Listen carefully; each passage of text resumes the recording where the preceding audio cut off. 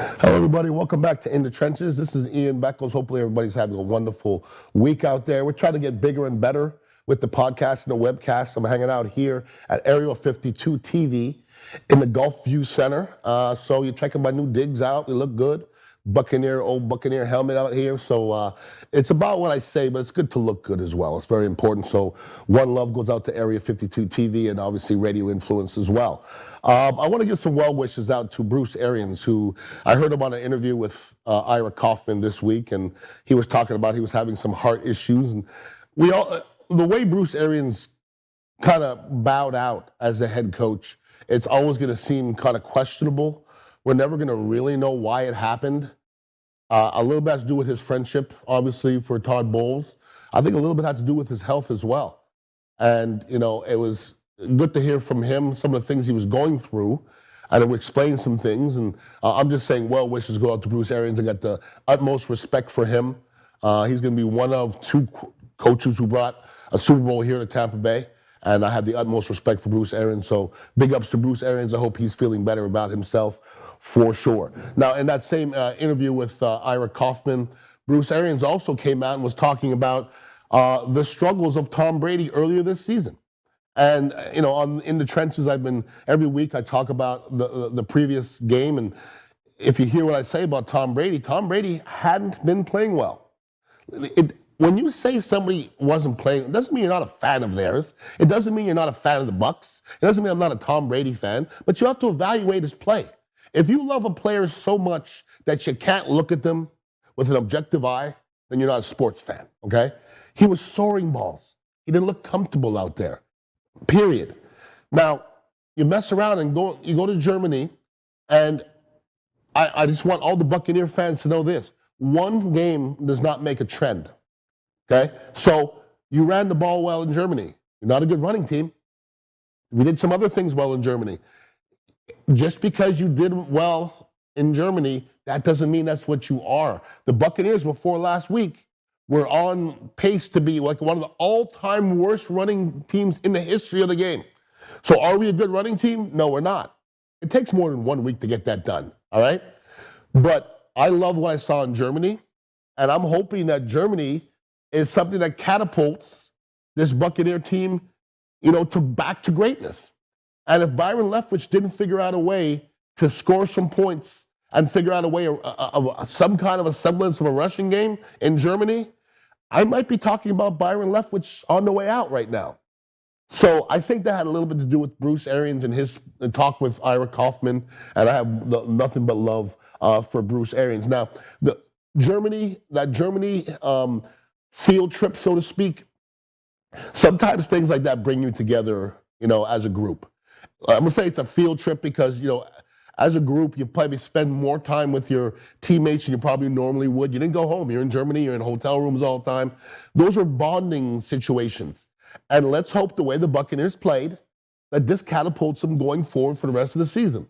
Just like in their Super Bowl year a couple of years ago, right after the bye week, things started to click and things started to make sense. And all of a sudden, it looked like what we wanted it to look like.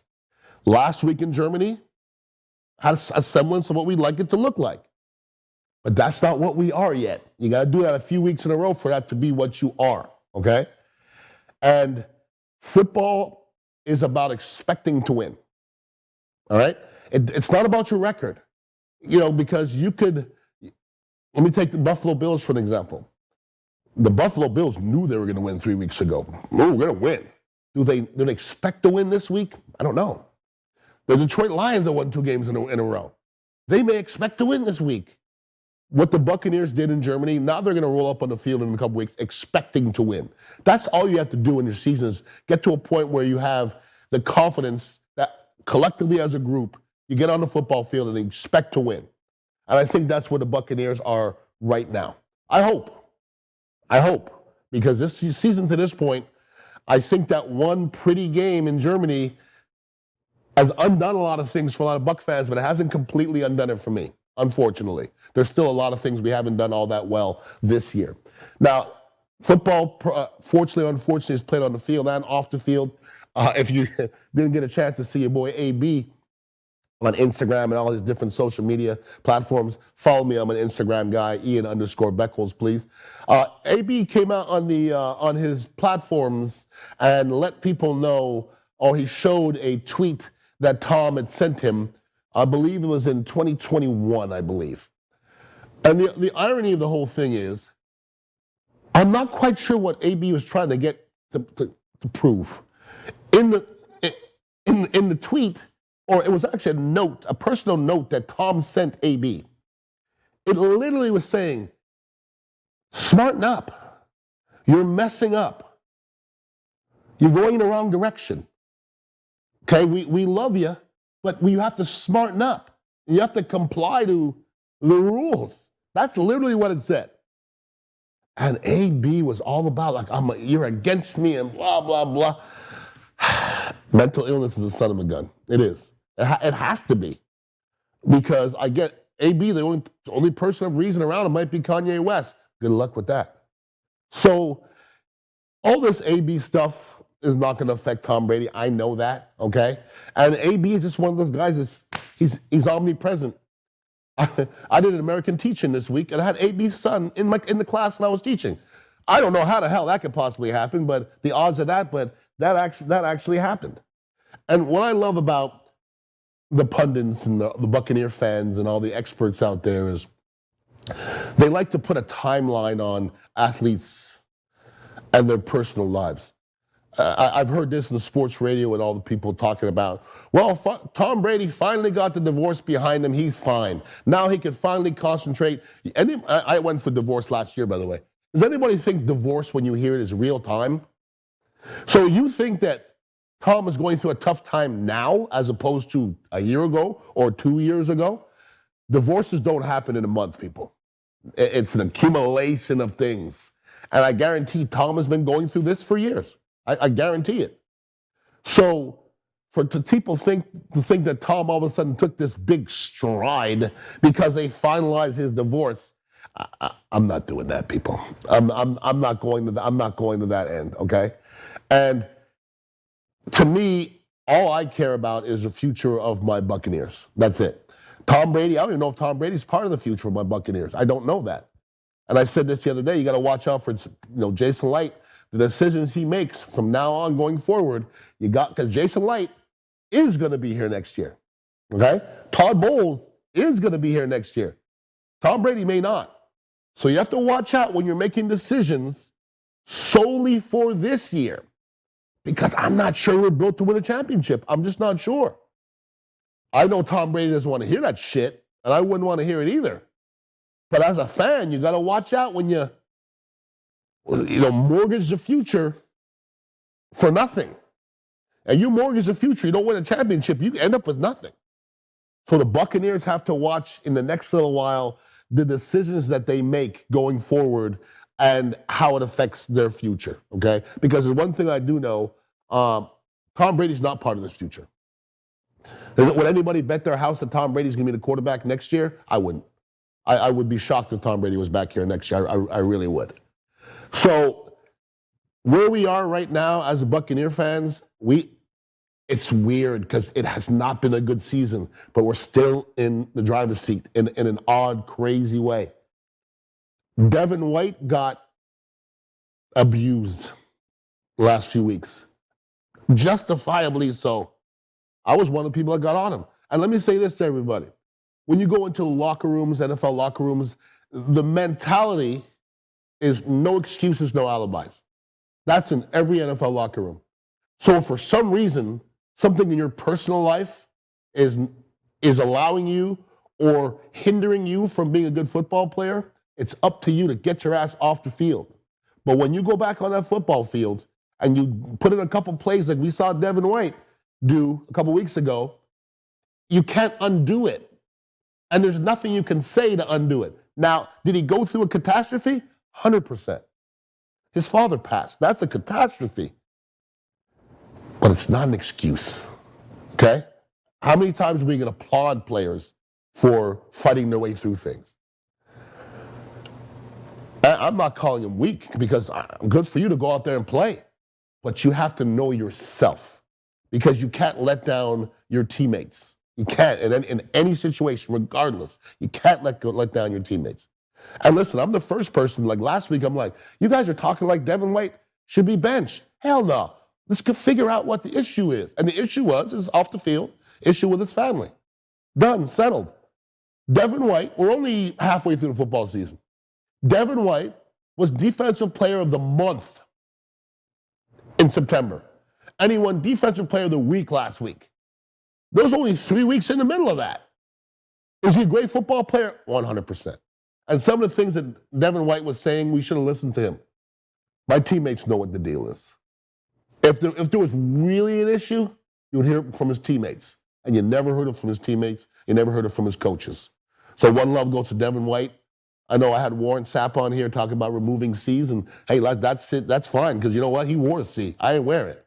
So if anybody is justified saying he should remove the C, it's Warren Sapp, not me. I may not agree with it. But Devin White's one of our better football players. No doubt about that. He's a baller.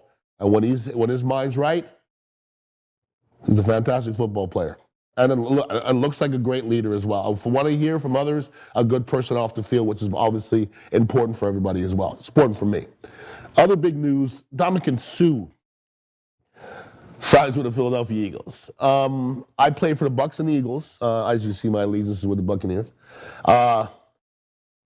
It's a bad place when teams that are great are going out there to get greater. And I don't know what our situation is salary cap wise. I don't know if we tried to get Ndamukong Suh back in here. I remember I told you one game doesn't make a trend. Listening to sports radio this week, everybody thinks we're okay at defensive tackle because Akeem Hicks has played 2 games straight. Well, congratulations. Where were you the previous 6 games? I know where Ndamukong Suh would have been. He would have been in the game. So, should the Bucs went after Ndamukong Suh? I don't believe so. You better hope you don't run into him in Philadelphia in the playoffs. I wouldn't want to do that. And it's scary. Like the Philadelphia went and picked up with the Lenville White, I believe it was, and Lenville Joseph, and they also went and picked up Suh as well. And the Eagles are the best team in football. So we'll see how that all turns out. But the Eagles are strong. The Eagles are strong. And the Buccaneers may end up messing up. No, not going to end up. Buccaneers are probably going to get a home playoff game. May end up being against the Eagles. Probably the Giants or something like that. I like their chances right now. At home, in the playoffs, that defense, Tom Brady, it could be definitely worse. Now, some other NFL news out there. For those of you who, I'm from the Great White North of Canada. Somebody asked me the other day, have I ever played in a lot of cold games? I don't know if anybody in the history of football played more cold games than me, because grew up there since 7, then I played the NFL until I was 32 years old, so there was a whole lot of cold playing going on. From what I hear, in Buffalo this week, there's going to be 3 to 6 feet of snow. And I was listening to Pat and Aaron this morning on sports radio talking about, is it fun to play in the snow? It's fun to play in the snow when it's your choice. When it's not your choice, it's not that much fun. You know, perfect weather, it's 40 degrees. My rookie year in Chicago, I think it was minus 10, something like that. That's not fun.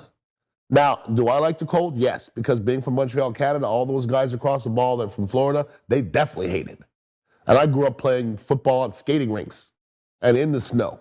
So God bless. But you're a football fan. I know you love watching those snow games. I know you do, because I love watching them as well. I could feel for the guys on the field, but I'm telling you, those snow games can be they can be extra special for sure.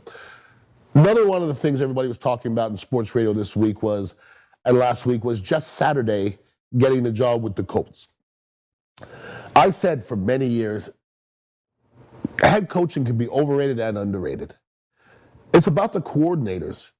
And for everybody to be so up in arms that Jeff Saturday got a job that his best friend billionaire gave him, it's not up to you. Who gives a shit what you think?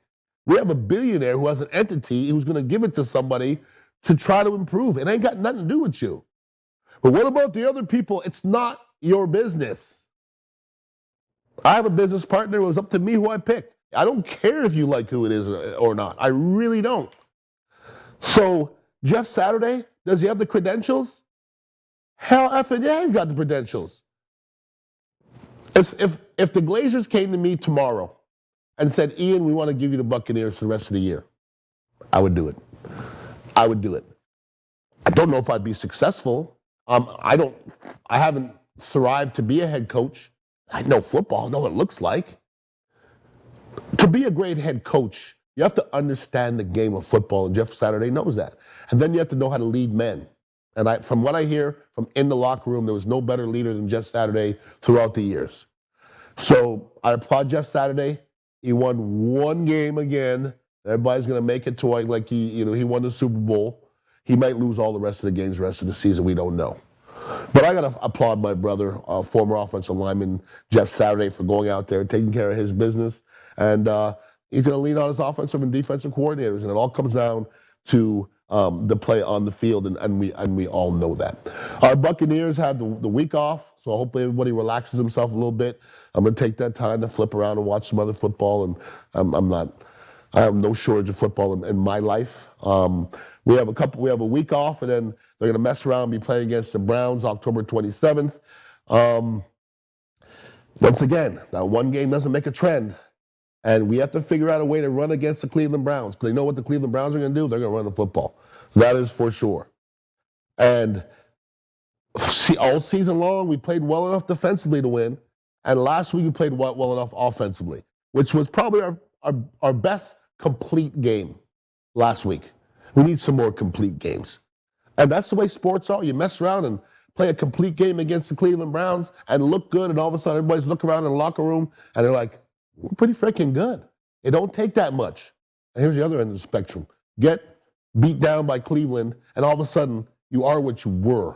And that was what was 2 weeks ago. And that's a team that doesn't run the ball that well and makes bonehead mistakes on defense. We didn't see that last week. Let's hope we don't see that another 2 weeks from now. If anybody ever wants to hit me up, it's Ian Beckles at radioinfluence.com. If you want to email me, you can hit me up on social media as well. I'm mostly Instagram, Ian_Beckles. Although I also do Facebook and Twitter, kinda. You know what I'm saying? And I'm kind of present on TikTok a little bit on Ian Beckles Show. There's going to be a lot more going on there as well. And YouTube as well. Ian Beckles is everywhere. But I appreciate you guys and gals tuning in every single week. And there's going to be more of this, so hope you enjoy it. Everybody have a wonderful week. Get out there and please be chill and relax yourself. Peace out, everybody.